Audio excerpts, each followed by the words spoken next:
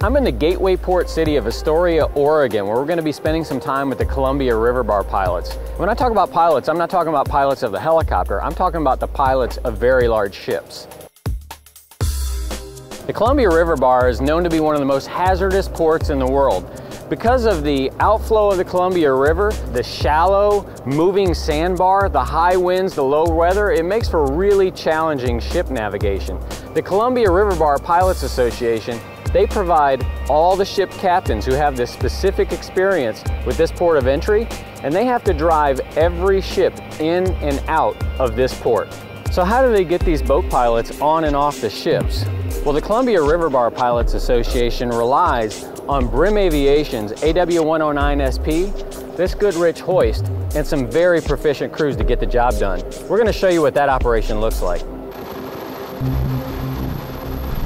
Brim Aviation began in 1994 with some R-22s and expanded to R-44s and eventually into the turbine market, and now it's primarily a fleet of MD 500, 600s, 902, and we have one yellow Augusta 109.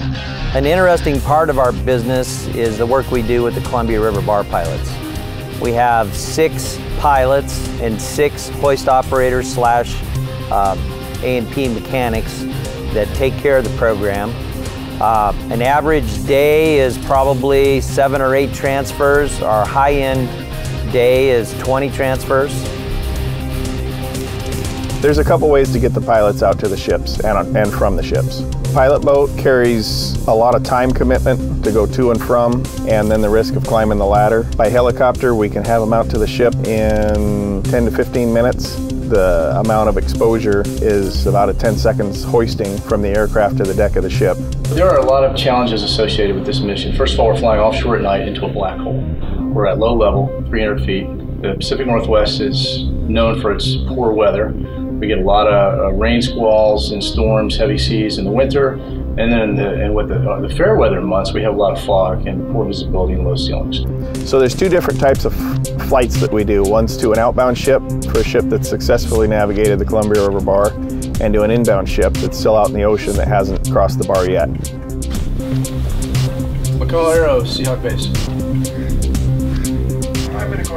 A typical flight, depending upon the weather, could be VFR, special VFR, or IFR. We typically cruise 500 to 700 feet, around 140 knots or so. And once we get established outbound, pointed offshore, we'll locate the ship on radar and track to it, talk to the ship, find out its distance from the Columbia River buoy, get its course and its speed, and continue flying to it. When we get within about 5 miles of it, we'll slow to around 120 knots, put the gear down, get down to about 300 feet on radar, and we'll hold 300 feet until we either break out or don't find the ship. As we get to about 2.5 miles, we're slowing back through 90 knots. Get to about a mile, we're coming back through 70. If we see the ship, we come down to 200 and then shoot a fairly shallow approach to the ship from there.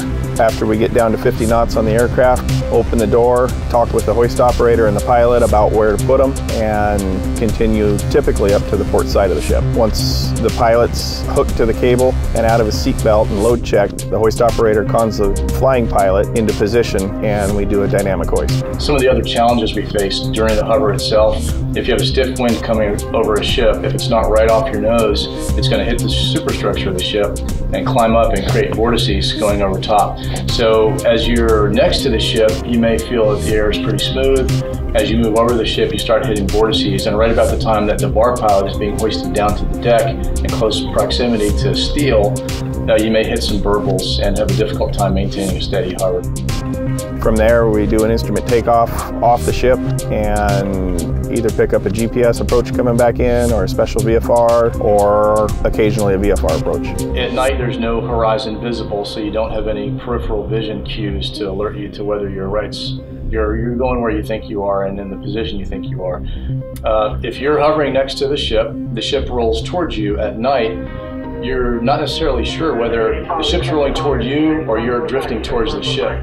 If the ship's rolling towards you and you think you're actually drifting toward the ship, you're going to come left to come away from the ship. And at that moment, the ship's going to start rolling the other way, and your separation rate is going to increase. So then you overcorrect coming back, and right about the time you're moving into the ship again, the ship will roll toward you.